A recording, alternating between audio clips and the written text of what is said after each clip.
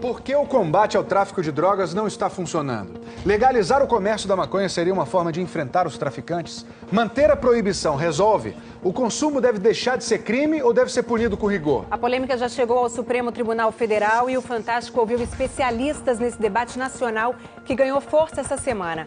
Afinal, o que fazer com o consumo de maconha no Brasil?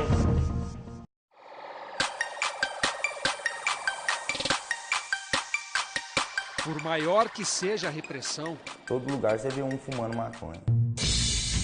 por mais que se prenda, Aonde você tem droga? No pé. Vira. Volta no chão. por mais que se apreenda e incinere, É muito fácil conseguir maconha. Todo lugar vende. proibir não adianta nada, diz a pesquisadora da Universidade de Brasília. A gente continuar dando doses maiores do mesmo remédio ineficaz que é a proibição e a gente não propor mudanças mais pragmáticas, informando a população sobre isso, a gente vai ficar repetindo um modelo fracassado. Liberar é que não resolve, afirma o Conselho Federal de Medicina. Essa liberalização desta forma seria uma catástrofe, com aumento da criminalidade, com aumento da violência de uma forma extraordinária, o aumento do adoecimento da população. O debate está posto. O que fazer com o consumo de maconha no Brasil?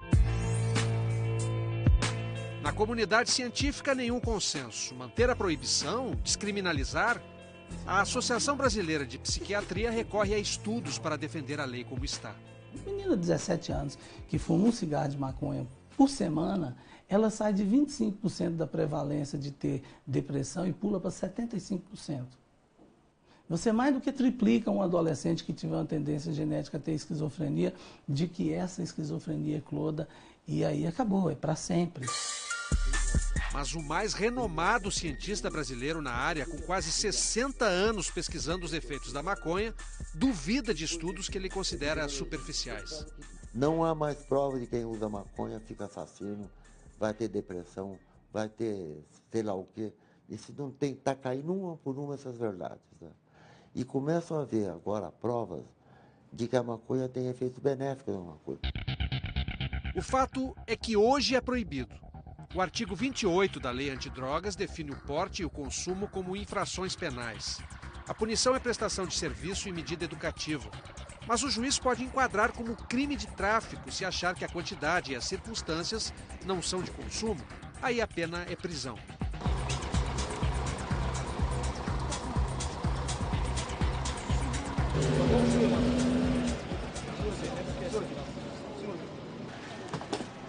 Pode ir agora lá. Dos 668 mil presos no Brasil, quase um terço, 182 mil, cumprem pena por tráfico. 67% são negros e 53% não concluíram o ensino fundamental. O que, para o presidente do Instituto Brasileiro de Ciências Criminais, prova que a lei antidrogas não é igual para todos. Os mais pobres são considerados traficantes e os mais ricos, ou quem faz parte da classe média, acaba sendo beneficiado e enquadrado como posse para uso pessoal. O julgamento de um homem que já estava preso e foi apanhado com uma pequena quantidade de maconha dentro da cela pode mudar a lei antidrogas. O caso está no Supremo Tribunal Federal. Os ministros Gilmar Mendes, Edson Fachin e Luiz Roberto Barroso acham que a Constituição garante o direito à privacidade e à liberdade individual. Por isso, votaram pela descriminalização do consumo e do porte de maconha. Padrões mínimos de normalidade. O próximo a votar, ainda sem data, é Alexandre Moraes, filmado aqui destruindo uma plantação de maconha no Paraguai quando era ministro da Justiça. Independentemente de como os outros colegas vão votar, o ministro Barroso quer dar um passo adiante. Legalizar também o comércio da maconha. Com que objetivo? Acabar com o poder do tráfico. O poder do tráfico advém da ilegalidade e faz com que ele seja o poder econômico e o poder político nas comunidades carentes e impedem as famílias de bem de criarem os seus filhos numa cultura de honestidade, porque eles são cooptados pelo tráfico. O que não quer dizer que qualquer um vai poder vender maconha. O ministro propõe que o Estado imponha regras. Significa regular, fiscalizar, cobrar tributo, não deixar fazer publicidade, não deixar vender para menor, ter cláusula de advertência e campanhas de esclarecimento. Além do que, terminar com o fruto proibido também diminuirá a demanda. A reação dos movimentos contrários à legalização foi imediata. A sociedade não quer. Por isso, isso tinha que estar sendo discutido no Congresso Nacional, não no Supremo, com 12 juízes, que não representam a sociedade. O criador da Comissão Antidrogas da OAB de São Paulo acha que a legalização do comércio não enfraquece os traficantes. Não vejo aqui, na visão do ministro Barroso, como isso pode acabar com o tráfico vai migrar, vai aumentar. Você vai ter o consumo permitido, legalizado, mas no outro lado você vai ter o tráfico. E por que o combate ao tráfico, como é hoje, não funciona? Estamos na periferia de Ceilândia, cidade do Distrito Federal a 40 quilômetros de Brasília. Aproximadamente 3,2 kg aí de entorpecente. Dá pra gente ver ali? Aqui? Aí. Ah, tá aqui atrás. O suspeito é maior de idade, mas bota a culpa num adolescente. Como é que você adquiriu essa droga aí? Esse rapaz me encontrou no meio da rua, parou e entrou no meu carro, senhor. Com essas embalagens ele me falou que era não. Com essa quantidade você não sabia que era droga? Senhor, tava tudo no saco preto, como o senhor vê, não tinha como eu saber o que era, senhor. O garoto é velho conhecido da polícia. Eu tive lá na sua casa, sua mãe naquela dificuldade toda e você com R$4.000 investindo em droga? Que idade que você tem? Que idade? 16 anos. Você mexe com isso há quanto tempo? Tem 3 anos que eu tô no crime. Aquele menino ali, ele tem 16 anos, ele disse que está há 3 anos lidando com o tráfico, então desde os 13. E ele comprou isso aqui por R$4.000, é isso? Ele próprio faz esses pacotinhos aqui, é isso? Ele próprio fraciona ela para vender. Porque ela está pronta já para venda. E atua aqui na comunidade? Na comunidade, ele é morador da comunidade. A polícia desconfia que há mais droga na casa do maior de idade. Ainda tem coisa na casa dele. O pai dele, e ele gritou dentro da viatura lá, desesperado. Ó, não deixa entrar não, porque não tem mandado. Os pais do homem saem rapidamente de perto. Com licença, senhor. Daí, eu tô te filmando aí, ó. Não, não se preocupe, eu quero só conversar um pouquinho. A família se tranca em casa. Vocês não têm mandado, não podem entrar. Não, só com autorização da proprietária ou do proprietário da casa. Ela se trancou ali dentro, não sai, né? Sim, não quer conversar com a gente. Vocês não têm, às vezes, a sensação de estar enxugando gelo, assim, de... A sensação é essa, mas eles dão trabalho pra gente, a gente dá trabalho pra eles. Os suspeitos são levados, como tantos que entopem as delegacias pelo país afora. Ele fica por aí mesmo.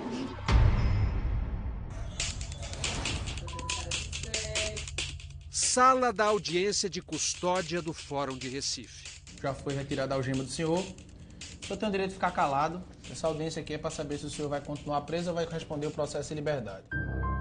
A audiência seguinte parece sempre repetir a anterior. O senhor faz uso de que tipo de droga? Fumo maconha e cheiro pó. O juiz Luiz Vieira de Figueiredo vive um dilema diário.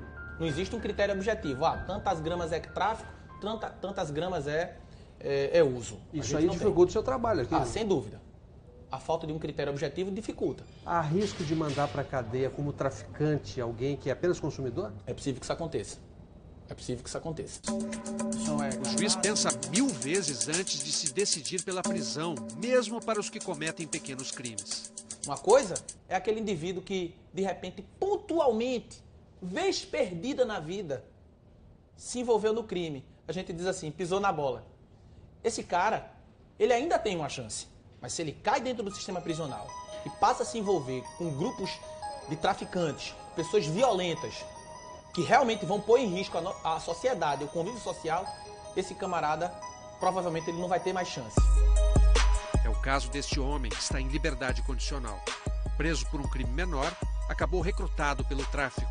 A pessoa cai de um 5 furto pequeno e aí ela passa a andar no meio de traficante, passa a andar no meio de homicida, passa a andar no meio de assaltante de banco E aí ele tem que sair assim, um tipo de grupo ali, aí começa a traficar, começa a matar pros outros, porque eles são peixes pequenos e acha que tem uns peixes maiores lá, né? Lá é o complexo prisional do Curado, onde se vê presos circulando livremente, empunhando armas, falando ao celular e, claro, fumando maconha. Nós temos unidades prisionais operando em regime que eu costumo dizer de autogestão. É a Prisões SA. O preso manda dentro do pavilhão, os pavilhões são subdivisões de dentro da unidade prisional e os presos comandam os pavilhões com suas equipes. O tráfico dentro do sistema prisional comanda tudo. É ele quem dita a economia dentro do sistema carcerário. E como é que outros países enfrentam o poder do tráfico? O Uruguai se decidiu pela liberação completa do comércio da maconha. A venda em farmácia começou no dia 19 de julho. É preciso esperar algum tempo para saber se vai dar certo. O Fantástico foi ao pé da Cordilheira dos Andes conhecer uma outra experiência mais antiga, já com resultados concretos. Mas o caminho que o Chile optou foi outro.